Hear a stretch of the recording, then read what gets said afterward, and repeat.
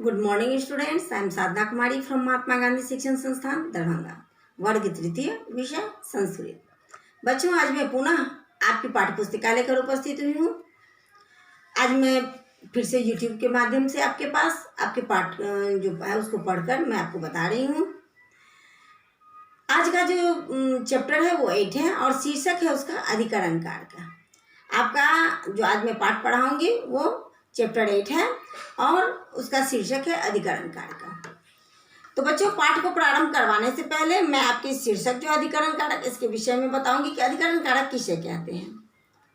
इसके बाद मैं आपको शब्दार्थ से परिचय करवाऊंगी। सब संस्कृत शब्द के हिंदी अर्थ, मैं संस्कृत शब्द के उच्चारण के साथ हिंदी का अर्थ बताऊंगी। इसके बाद में फिर इस पाठ को पढ़कर आपको बताऊंगी। शब्दार्थ पढ़ाने से आपको इसके हिंदी अर्थ को मैं आप और अच्छे तरह से समझ पाएंगे।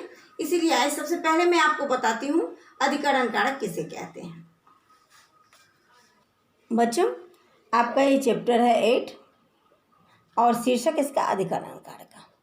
तो सर्वप्रथम मैं क्या करूँगी, इस पाठ को बताने से पहले, इस पाठ को पढ़ाने से पहले, इसमें जितने भी वाक्य हैं उसका हिंदी अर्थ बताने से पहले मैं क्या करूँगी, आपको पहले इस शीर्षक के बारे में बताऊँगी कि अधिकरण कारक किसे कहते हैं। तो अधिकरण कारक कहते हैं अधिकरण कारक जिसकी विभक्ति सप्तमी है। क्रिया के आधार को अधिकरण कारक कहते हैं। अधिकरण कारक में सप्तमी विभक्ति प्रयुक्त होती है। इसके चिन्ह में पढ़ होते हैं। इसके चिन्ह क्या होते हैं? में होते हैं और पढ़ होते हैं। जैसे छात्रा विद्यालये पठन्ति,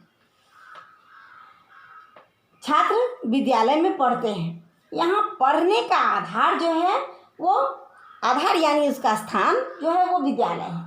अतः विद्यालय शब्द में अधिकरण कारक है और सप्तमी विभक्ति विद्यालय का प्रयोग किया गया है। तो आप पहले ये लिख लेंगे, अधिकरण कारक किसे कहते हैं आप लिख लेंगे। क्योंकि आप अभी छोटे क्लास में हैं तो बहुत ज़्यादा विस्तार से नहीं समझ पाएंगे, इसलिए पहले आप सिर्फ इतना समझिए कि अधिकरण कारक किसे कहते हैं। इसको मैंने आपको लिख दिया है, आप इसे लिखकर याद कर लेंगे। आइए अब मैं बताती हूँ आपको शब्दार्थ के विषय में। आपका जो भी पाठ दिया रहता है उसका शब्दार्थ भी दिया रहता है, आपकी बुक में ही दिया रहता है। और यदि नहीं भी दिया रहता है तो आप उन सभी शब्द को, जो शब्द की आपको भारी लगता है, जिसका कि अर्थ आपको नहीं पता होता है, तो आप हमसे उसका अर्थ पूछेंगे। तो सबसे पहले आइए मैं आपको इस पाठ को प्रारंभ करने से पहले क्या करूँगी, तो इसके शब्दार्थ, जैसा कि मैं हमेशा करती हूँ कि मैं पहले शब्दार्थ बताती हूँ। तो आइए मैं बारी बारी से जितने भी संस्कृत शब्द हैं, मैंने जितना इसमें जो भी भारी शब्द है मैंने उसे लिखा है।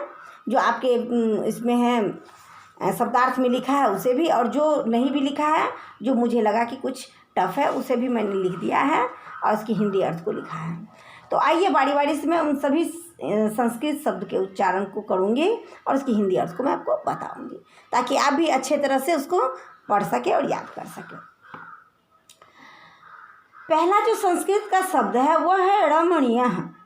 रमणीयः, रमणीयः का हिंदी अर्थ होता है सुंदर। वहति, वहति का हिंदी अर्थ होता है बहती है।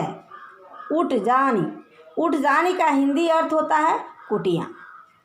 उठजेश, उठजेश का हिंदी अर्थ होता है कुटियों में। केचन, केचन का हिंदी अर्थ होता है कुछ।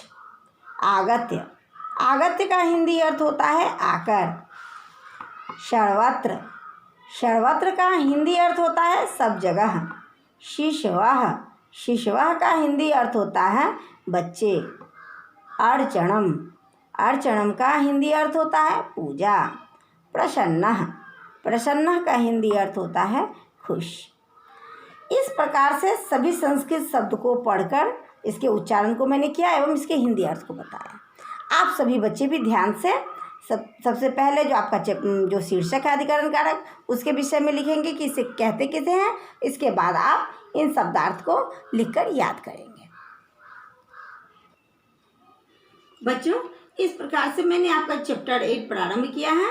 तो सर्वप्रथम मैंने क्या किया है कि उसका जो शीर्षक है उसे लिखकर मैंने इसके शब्दार्थ को आपको बता दिया। आप सभी बच्चे भी ध्यान से इसके शब्दार्थ को याद कर लेंगे एवं अपनी कॉपी में लिखकर इसे याद कर लेंगे। आगे आपका चैप्टर लेकर मैं फिर उपस्थित होंगी, तब तक के लिए धन्यवाद।